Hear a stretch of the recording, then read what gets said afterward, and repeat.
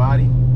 392 Reviews here, man. Welcome back to a not so beautiful day, man. It is absolutely terrible out here, but at the end of the day, as long as you're able to wake up in good health, good spirit, you know, friends, family, everybody good, that's a win, man, in my books. Welcome back to another video, man. Y'all see it. Terrible out here, so it's not gonna be that really entertaining of a video. Y'all probably see the topic and everything. Y'all see the title. Y'all know what we're talking about. Let me move over in this little slow lane real quick and just vibe out with y'all.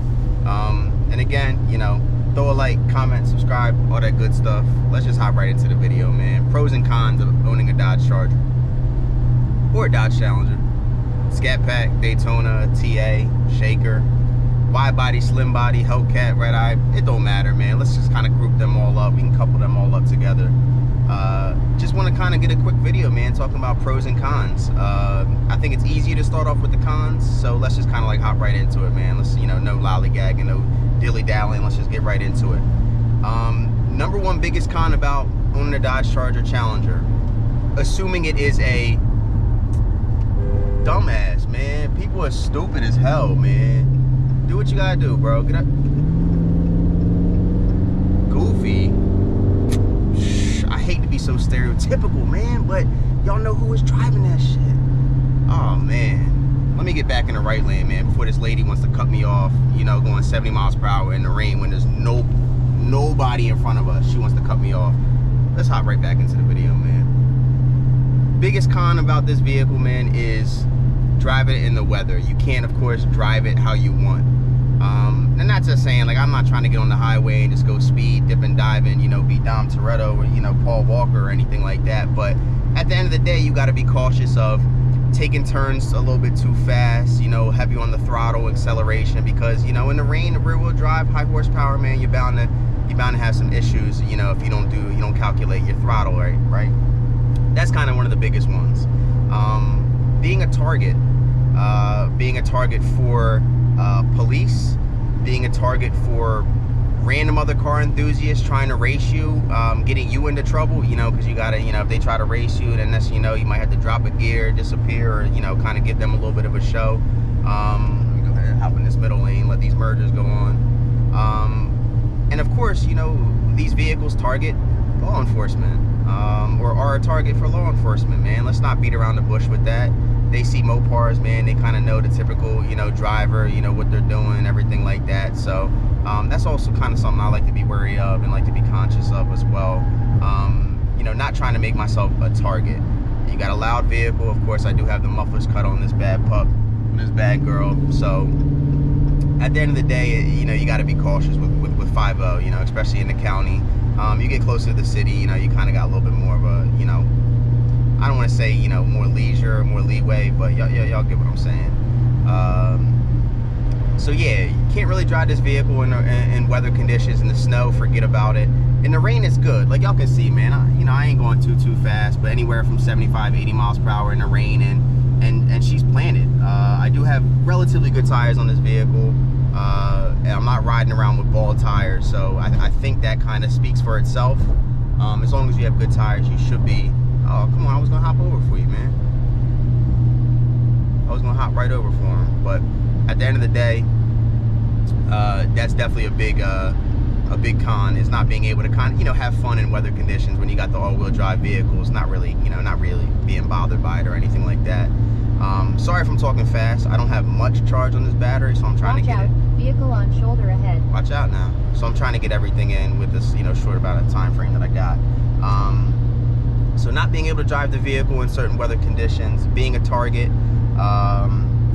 for law enforcement looking to give you tickets, other people trying to race you, or people point blank just trying to take the car from you. I don't have anywhere to knock on wood, but I have been very, very, very, very fortunate. I can't stress that enough. Extremely fortunate to not have any issues with, you know, theft or trying to get my vehicle stolen or anything like that I know of. I don't have a garage, and, you know, that's a little bit too much information, but I mean, if somebody wanted to, they probably could. So I just gotta, you know, thank God for that, man, that nobody really has tried to, you know, take my baby away from me. So that's con number 2. A third con that I think I want to, you know, talk about that doesn't really, you know, I'm not going to waste too much time on, but it's miles per gallon. Again, I'm not wasting time on that. Nobody gets a V8 to get 20 plus miles to the gallon. Although, you know, let me take a look at it real quick. If I go to, I'm getting about 18 miles a gallon right now, 17, 18. And then, of course, you know, if I had this in eco mode, you're probably getting 19, 20. But let's be honest, man, we ain't riding in eco mode. We ain't riding in eco mode for sure. I always am in my custom setting, so just gonna hop in, make sure. Oh yeah, y'all people driving in the rain, don't be like this nut right here. Turn your lights on. Like weirdos driving in the rain without the lights. Like, just turn your lights on. It's really that easy. It's a safety thing for you, you know? When you get behind some of these cars and they got the water trails coming behind them, I mean, just turn your lights. I know you got your little daytime running lights, but just turn your actual lights on. I think that's a no-brainer when it's in conditions like this, because you can't see that far ahead of you. You really can't. So, I mean, y'all let me know, man. Am I going on 6 minutes? Am I crazy for thinking that we should have the lights on in the rain? Anyway, so gas mileage, and then of course a con of this vehicle is the last call and trying to get one right now if you have not been fortunate or lucky enough to already grab one. Prices are high, no incentives, no rebates from dealerships or the manufacturer, I should say, because those are the ones who, you know, the manufacturer is not really the dealership. Dealerships add discounts, you know, if they're willing to let certain vehicles go, but the rebates and incentives and stuff like that all comes from the manufacturer. There's nothing out there, which I think is upsetting. You know, they're making these vehicles, they're increasing the prices and then not giving any support. So I think that's kind of a double-edged sword for the dealerships and the manufacturers, that, you know, that's the reason why they're stuck with these.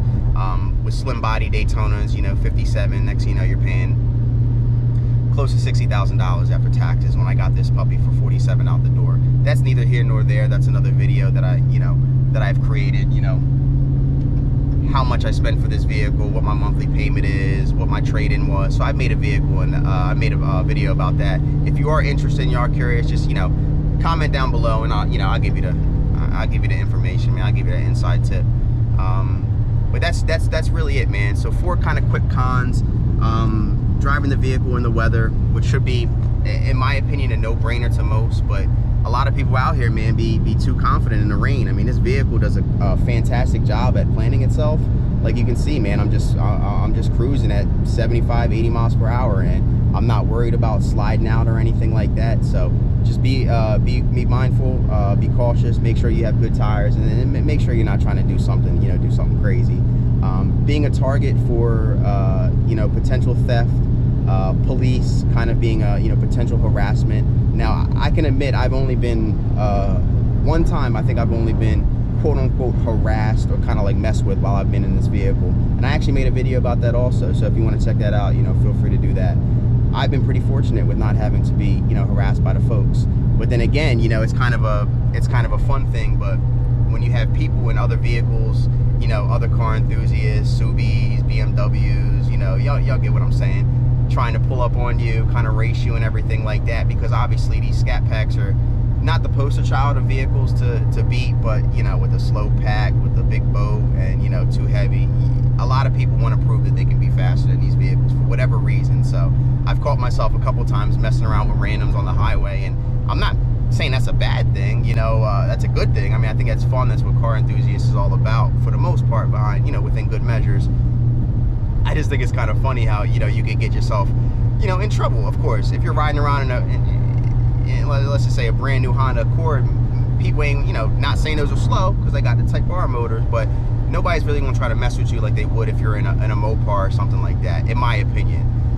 And then also, just to kind of top that, just the connotation, the negative sort of vibe towards Mopar owners, us being takeover childs, or, you know, takeover people, not obeying traffic laws and stuff like that, where, you know what I'm saying, yeah, I don't do that. But at the end of the day, I'm not going to condemn people for doing that. At the end of the day, it's their life. They can live it how they want to. Shout out to the boys, man. Boys out here, and you know, the boys out here in full effect. So just be cautious of that. So let's quickly hop into the pros. Pros of this vehicle, man, by far, pound for pound, the best platform I think I've ever had the pleasure of driving. I've driven Trackhawks, TRXs, Hellcats. I've been behind the wheel of a few AMGs, not really ripping them or anything like that, but I think the power of this vehicle, the transmission, I think this is the pound for pound, the best platform you can buy out there. In regards to an insanely comfortable vehicle, even with lowering springs, that has this power and torque that is just so fun. When I had gotten my previous vehicle, my Infiniti, it was a Q50, I had kind of gotten tired, or I don't want to say tired, but that the power, I think, I was kind of over it really quick. I can still hop in this car, throw it in track mode, and the pull and the power when it hooks, man, it still just puts a smile on my face. So 3 years in, I haven't gotten tired of this vehicle yet. Road trips, insanely comfortable ride. I mean, just cruising, man. This thing just floats. I mean, it's a Mercedes chassis, so what can we expect? And again, even with the lowering springs, man, this bad girl, man, she floats. Pound for pound, the best platform. If you have not driven one, please just go drive one. I understand these are heavy vehicles, but the heavy vehicle, I mean, I think it helps the vehicle. I'm saying vehicle a lot. Vehicle. It helps the whole aspect of the traction, of, you know, whether you're in sport, whether you're in track, lighting up the tires, being able to, you know, keep the vehicle planted and directed and not, you know, fishtailing too easy, which, I mean, at the end of the day, it is possible. But I think that is just one of the biggest pros about this vehicle. Is I just think it is pound for pound, the undisputed, just the best platform I think I've ever driven. Now, when you're talking about taking the vehicle on windy roads and stuff like that, shout out this E53, man. Nice little cruiser. You're not going to be the fastest. Like, you know, shout out to the homies, man. Nick, Josh, if y'all watching, man, salute to y'all. We're going to head down to Tennessee or whatever, Gatlinburg later. I think it's, what, September, October. So obviously on the tail of the dragon, this vehicle ain't going to be doing much of nothing. But when you're talking about an everyday driver, comfort, you got the space, you got the cargo, you got the passenger space, the reliability, the gas mileage on highway driving is not terrible. Like I said, right now I'm getting 30-40 miles to the gallon. Well, obviously that's because I'm on and off the throttle, you know, not constantly on it, because I don't need to, because this vehicle coasts beautifully. Shout out to that Porsche too, man. I wish it was damn, he got the drop top too. I wish it was a nice day, because we would have went and not messed with the Porsche, but I would have got maybe a quick rolling clip of it. Got a lot of traffic out here, man. What are we going on, 12 minutes? Dang, this battery kind of doing its thing. I ain't gonna lie, I ain't gonna hold y'all. This battery kind of doing its thing. Such a comfortable ride, and then when you wanna mess around, it's really the best of both worlds. If it wasn't for the noise that the vehicle makes, you know, with the muffler delete and having the 6.4 liter 392, I really do think that people would be surprised at the power that the vehicle has while being so comfortable at the same time. I really haven't had the pleasure of actually daily driving any of the M vehicles or the AMGs, but I would think it would kind of be the same for them. But when I talk about the comfort, I kind of compare like the Mustangs and Camaros, the Corvettes, other V8, like American muscle type vehicles. I think they just point blank, they just beat you up. Whether they got the Recaros in it, whether the suspension, they're more geared for performance. Not saying that these vehicles aren't geared for performance, because they are. They have the track pages where you can do your quarter mile time, your 1/8 mile time, 0 to 60, whatever you want. They're geared for everyday driving. When you want to light the tires up, you can go ahead and do so. So I think, you know, these vehicles aren't trying to be something that they're not. They know exactly what they're trying to be, and they do a fantastic job at doing that. 10 out of 10. Not saying Mustangs and Camaros aren't comfortable, but I just think they're not as comfortable as the Chargers, and I think other people would probably attest to that and agree to that. So that's another pro. Pro of this vehicle also is driving, the reactions that I get from other people. Like, I was driving the other day coming back from Philadelphia, and alrighty, y'all, just wanted to continue on with that last video. My battery did die on the way, so I wasn't able to finish that video from the time that, you know, that it got cut off because the battery died. But the last kind of pro I wanted to talk about, real short and simple, and I think this is exactly what I was talking about before the video ended. A big pro about that vehicle is the reception that it gets from other car enthusiasts, old folk, young folk, guys, gals, you know, different people of all ages. I think it's really, there's always like this kind of salute or kind of like, you know, more or less hats off to American muscle and sort of that American heritage. So for me, that's kind of what hits home. Driving, getting people, you know, thumbs up, nice car, cool car, you know, head nods, all that good stuff. I don't do this for other people. You know, I don't modify my car, or I didn't buy this car to show other people, but I just think it's a nice perk when everybody can appreciate what you appreciate about it. So again, man, we're gonna conclude this video. You know, I'm just standing in the crib right now. Might go do another video today. It's a few days later. Might go do a video today. I'm not exactly sure, but I'm gonna get this one chopped up, edited, and all that good stuff, and at least on YouTube and everything. So again, man, thumbs up. Comment if you're not. Well, subscribe if you're not. Comment if you have any questions, concerns, anything like this. Again, man, salute to that lady who tried to take me out on the highway. And salute to people not using their lights when it's raining, man. Safety is the #1 priority for everything, and I get real kind of defensive about that, or get like kind of like worked up about that, because every day people can, you know, where every day people get injured or God forbid lose their lives because of people not paying attention and making irresponsible decisions while on the road. So again, 392 Reviews here, man, checking out. Peace.